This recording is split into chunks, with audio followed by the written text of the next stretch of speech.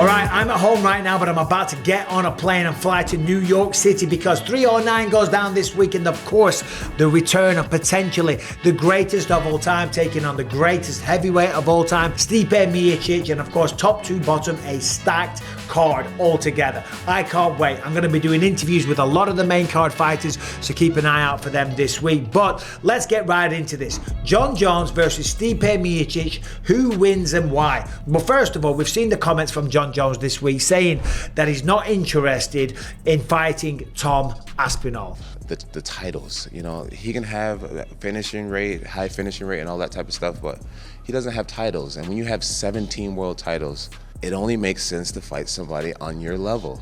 And Tom Aspinall and Alex Pereira are not on the same level. I'm not being a Tom Aspinall fanboy. I just feel that that is not the right move. I don't feel that that encompasses the warrior spirit of a fighter. I feel that the natural chain of events should be that the heavyweight champion fights the interim heavyweight champion. And I understand the point that Jon Jones doesn't have to prove anything to anybody, and he doesn't. And I also kind of agree with Daniel Cormier a little bit that Jon Jones isn't scared. When you've walked into an octagon against the baddest men on the planet for years and years and years, you're not scared of other human beings. Certainly when Jones has the skill set that he possesses and the record that he has, the size that he has, the speed, the reflexes, the strength, and just the nastiness, because he is a nasty bastard in that octagon. He is ruthless and he will fight dirty if he needs to, right? I don't think he's scared, but I do think he's scared of losing and maybe that affecting his legacy. Okay, they're two very different things. He's not scared of the man like, oh, he frightens me, but it might be like, I've done all this work. I've built this legendary name. I'm considered one of the greatest, or if not the greatest of all time. And I'm going to let this guy, Tom Aspinall, come in and just destroy it all in what might be one of my last fights. I get that. But that's what people want to see. That's what I want to see. I understand he also wants to cash in at the end of his career. He wants to fight Alex Pereira. That would be an absolutely sensational blockbuster fight. The pay-per-view would be one of the biggest ever. It would challenge a Conor McGregor pay-per-view. I'm telling you right now. So I understand that as well. But Alex Pereira's going nowhere. He's going nowhere. Sherman. And he can go back to 205, whether or not he wins or loses against Tom Aspinall. And there would be no shame. There would be absolutely no shame. And the fight between Jones and Pereira at light heavyweight would still be probably just as big.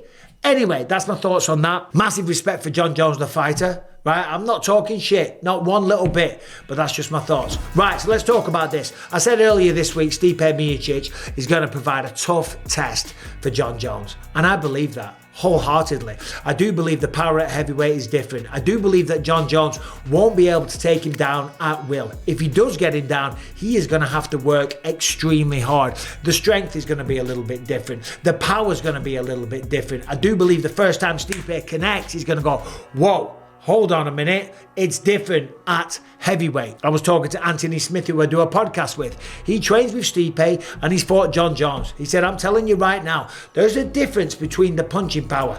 And of course there is. This is probably the first time in a long time Jon is facing another king. Stipe is a natural heavyweight and Jon Jones isn't. But Jon Jones is also 42 years old and Jones is in the prime of his career. The youth as well on his side as well. But also if you just take them both in their primes, it's hard to go against Jon Jones. Here's what I think is going to happen. He's going to avoid the punching power of Stipe. How does he do that? They fight in the clinch. I believe Jon is going to try and take him down. He won't be successful. He'll go for a double leg, a single leg, whatever the case may be, and he will drive him backwards to the fence. Who knows? Maybe he takes him down. Maybe he times it perfectly and takes him down. And maybe he does do that. My plan still applies.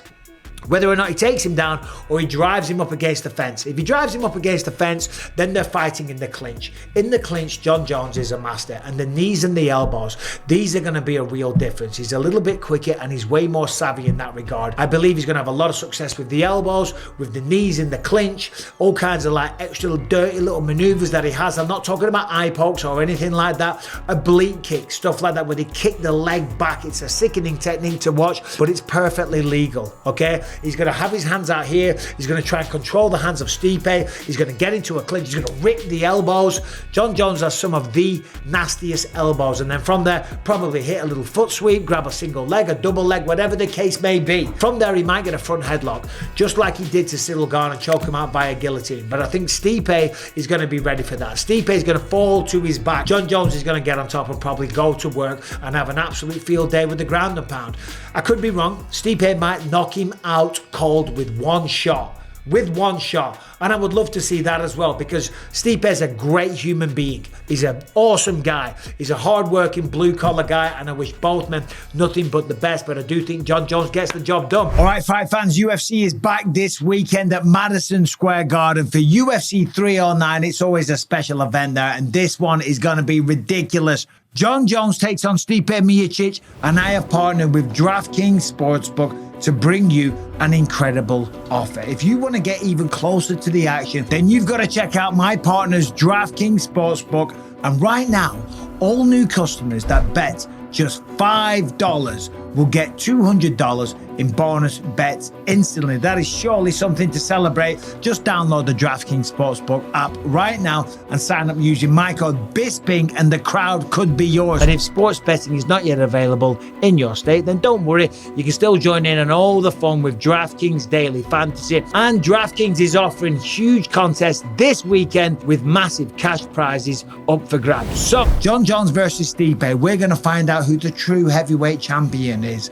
Is Jon Jones the greatest of all time? Is Stipe Miocic the greatest heavyweight fighter that the sport has ever seen? All the questions will be answered. Will one of them go on to fight Tom Aspinall? Again, that question will be answered. And if you want to feel a part of the action, then download the DraftKings Sportsbook app right now. Use the promo code Bisping. As I said, you bet just $5 once you've signed up and you've used the code Bisping. Bet $5 and you will be rewarded with $200 in bonus bets instantly, only at DraftKings Sportsbook. Charles Oliveira versus Michael Chandler, the rematch. We all know the situation. Chandler's been on the sidelines. That's going to make him hungry. That's going to make him determined. He's going to be in the best shape of his life. But he might have overtrained. He's been obsessing over Conor McGregor for 2 years. And then in walks Charles Oliveira. Looks nothing like Conor McGregor. Doesn't sound like him one little bit. The man can't even speak English. But he has got the most submissions of all time. The most bonuses. He's one of the best, most prolific finishers the sport has ever seen. Okay? Charles Oliveira is a dangerous man. In the first fight, they both had success. They both hit the canvas a couple of times, but Charles Oliveira was the victor. This one's a tough one to call. You can make an argument either way. I don't think Michael Chandler's going to go out there and use the smart game plan. He's not going to try and replicate what Arman Tsarukyan did. Use the wrestling, take him down, control him on the feet, kind of nullify him, stall him out a little bit, chip away with little elbows. No, this is why we love Michael Chandler, because he's been away for 2 years to the day pretty much. When he walks out of there, the roar of the crowd, the arena, Madison Square Garden, the scene of a crime where he had fights of the year with Dustin Poirier, Justin Gaethje. This is what he brings every single time. Ridiculous punch power, an amazing athlete. As soon as he hears the crowd, that's it. All the game plan's out the window and he's just gonna go to war. That's why we love Michael Chandler, and that's why we love Charles Oliveira. This will be all out madness. Charles Oliveira's gonna walk him down. He does the exact same thing. He doesn't give a shit where the fight takes place, and someone's going to get finished. That is an absolute fact. I'm not sure which way, but I will say I will go with Charles Oliveira. Before that, we got Bo Nickel taking on Paul Craig. This is an interesting one. Paul Craig, submission specialist. Bo Nickel, tremendous wrestler.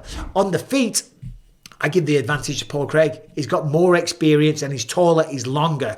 Bo Nickel might be a little bit crisper with the boxing, a little bit more technical, shall you say, but the way that Paul throws his strikes and the way that he's a little bit unconventional, I believe will play a big factor. That will cause Bo Nickel to shoot and take him down.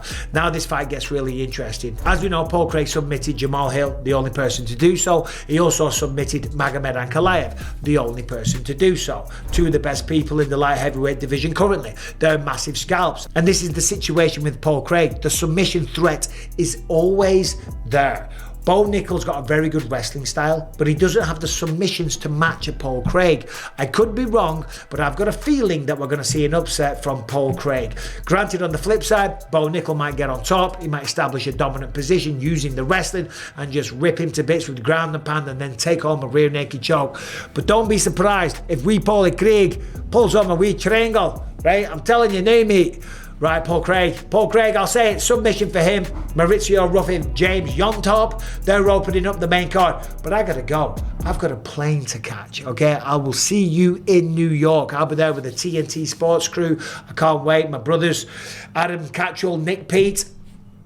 I'm going to miss my flight, guys. Thanks for watching. Who do you think wins? I've got John Jones, I've got Charles Oliveira, and I've got Paul Craig for the upset. Chris Weidman's on there as well against Eric Anders. Could be one of Chris Weidman's last ever fights, and I hope for him that he gets the job done against Eric Anders. I believe that he has the skill set to do it, but he was never really the same from the leg breaks. All the best to Chris Weidman and Eric Anders. All the best to everyone competing on this card. Who do you think wins? Let me know in the chat. Sorry I didn't break down the other fights, but I really do have to get to the airport. Thanks for watching. Subscribe and ring the bell. Keep an eye out this week. There will be content galore coming at you from NYC, the Big Apple. I got to get out of here. Take care. Goodbye. Once more, subscribe and all that good stuff.